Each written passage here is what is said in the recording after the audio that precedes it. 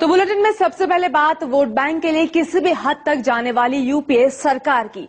एक ऐसी सरकार जो हमारी और आपकी जेब से पैसा काटकर आतंकवादियों के परिवार वालों को देने का फैसला कर चुकी है।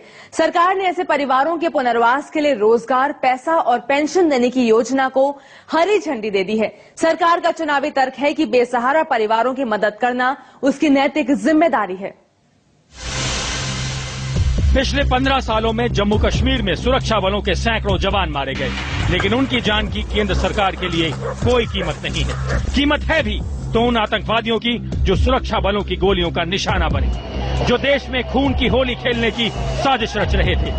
केंद्र सरकार की चली तो अब इन आतंकवादियों के परिवार वालों को सरकारी खजाने से मदद दी जाएगी। उन्हें नौकरी का तोहफा भी मिलेगा और जरूरत पड़ी तो एक मुश्त रकम देकर भी सरकार पूरी मदद करेगी।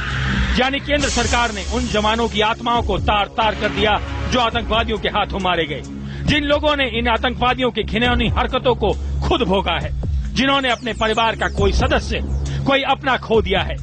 क्या वो केंद्र सरकार के लिए कोई मायने नहीं रखते? पुनर्वास के नाम पर क्या आतंकवादियों के परिवार ही मिले थे? मुमकिन है आतंकवादियों की करतूत से उनके घर वालों का कोई लेना देना ना हो, फिर भी आतंकवादियों ने तो देश पर ही वार किया है।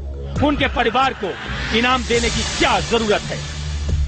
किसी के साथ मानवीय चेहरे के साथ पेश आना, कोई हमारे देश का नागरिक है, अगर हम उसके साथ ह्यूमन फेस अच्छा पेश करते हैं तो ये एक अच्छा जेस्चर है और इससे हम समझते हैं कि हमारे देश के अंदर शांति स्थापित करने हो। एक अनुमान के मुताबिक जम्मू कश्मीर में अब तक लगभग 70,000 आतंकवादी मारे गए हैं। यानी अब इनके परिवार की पूरी जिम्मेदारी भी केंद्र सरकार ही उठाएगी।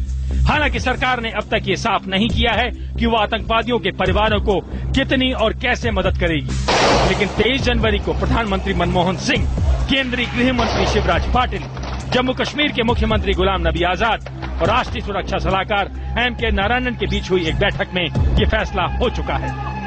सरकार की दलील है कि आतंकवादी भटके हुए नौजवान हैं और उनकी काली करतूतों का खामियाजा उनके परिवार वाले भुगते ये मुनासिब नहीं है। लेकिन सरकार के पास इस सवाल का कोई जवाब नहीं है कि फिर वो ये हमदर्दी सिर्फ कश्मीर के आतंकवादियों के साथ ही क्यों दिखा रही है, और क्या आने वाले वक्त में वो देश के दूसरे इलाकों के उग्रवादियों, नक्सलवादियों और बड़े अपराधियों के परिवार वालों के साथ भी ऐसी ही हमदर्दी दिखाएगी।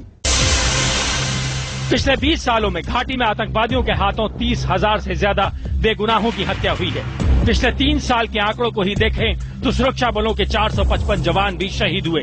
लेकिन इन लोगों का खून, इनकी हत्या को केंद्र सरकार भूलती नजर आ रही है।